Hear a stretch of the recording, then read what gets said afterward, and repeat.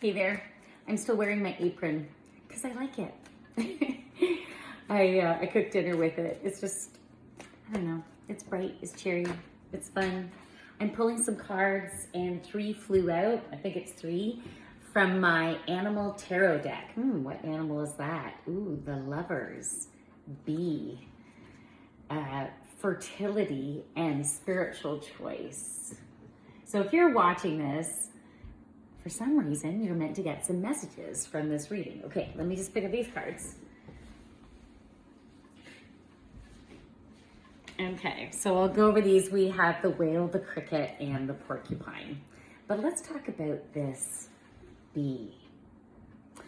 You are currently in a very fertile time. Now, fertility can talk about having kids, or it can represent having kids, but it can also be about just being in this super octane creation mode.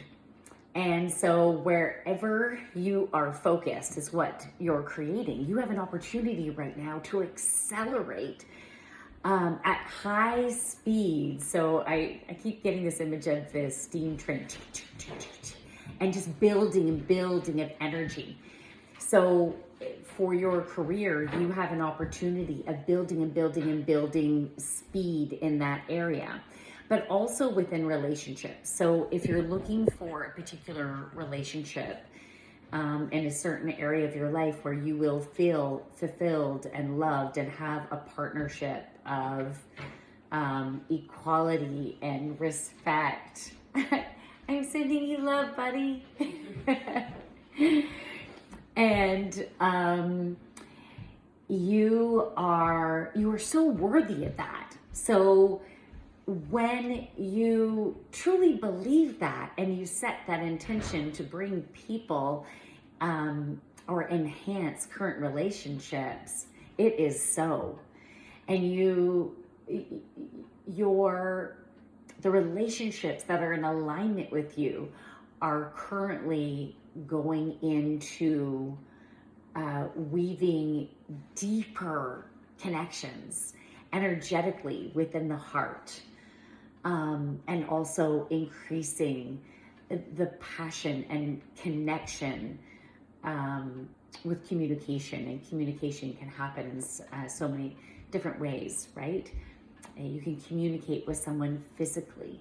You can communicate someone with verbally, having a heart-to-heart through the quality time that you spend, right? You can even think about the 5 love languages, the Gary Chapman book. If you haven't read it, it's a fabulous book to read when it comes to love relationships.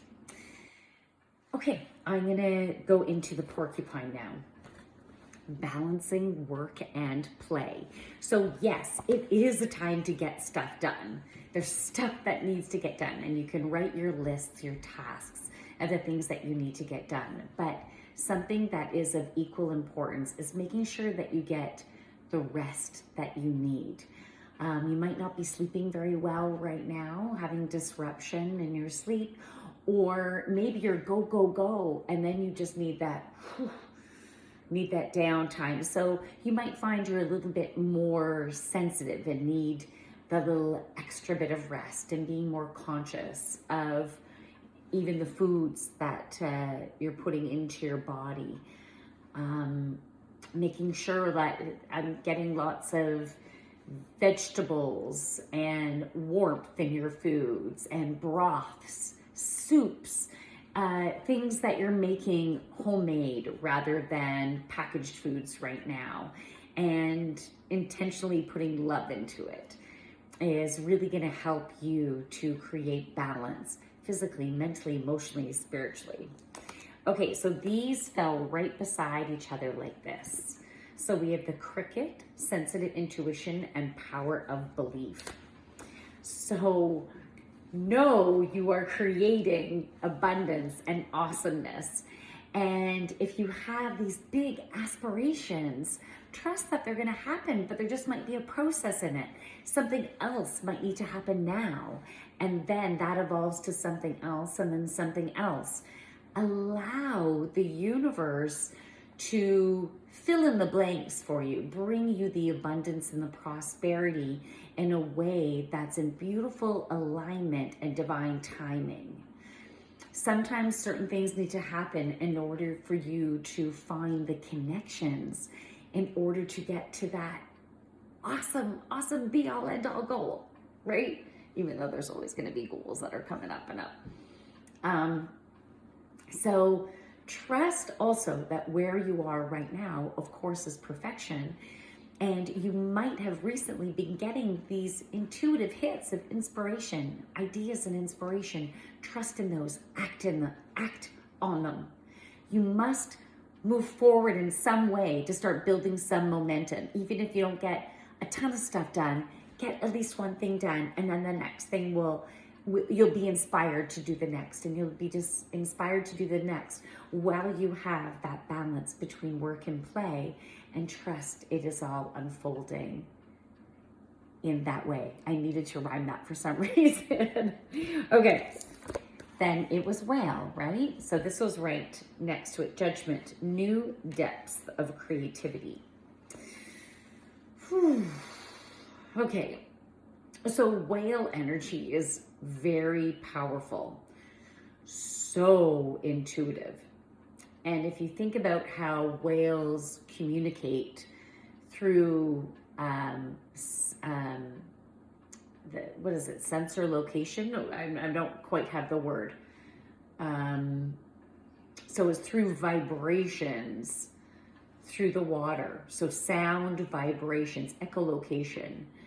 And so that's how the communication happens. So there's underlying vibrations that are giving you the inspiration. Trust in what you feel within your body when when something is presented. Does it feel good? Do you feel like, I don't know, I gotta think about that. If that is what you're feeling, then take time to think about it.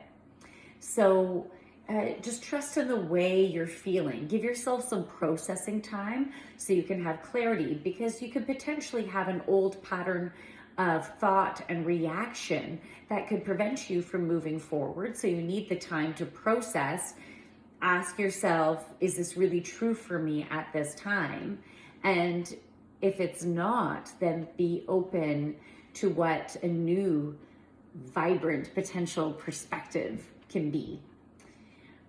You can have some new clarity when you let go of those old thoughts and just simply be open for what really does feel right. Sometimes it's just hiding underneath the shadow. So remove the shadow of the old so what you really feel can come to the surface. It's just like if you have a sensitivity and you're having various foods within your diet that your body's reacting to, and it's working so hard just to try to digest, you're getting some symptoms of maybe some discomfort, but you might not be realizing you're sensitive to certain foods because your body can't give you the proper communication because it's already working so hard. So as an example, I went on this anti-inflammatory diet. It was a year process, and I eliminated all potential sensitivities and allergens.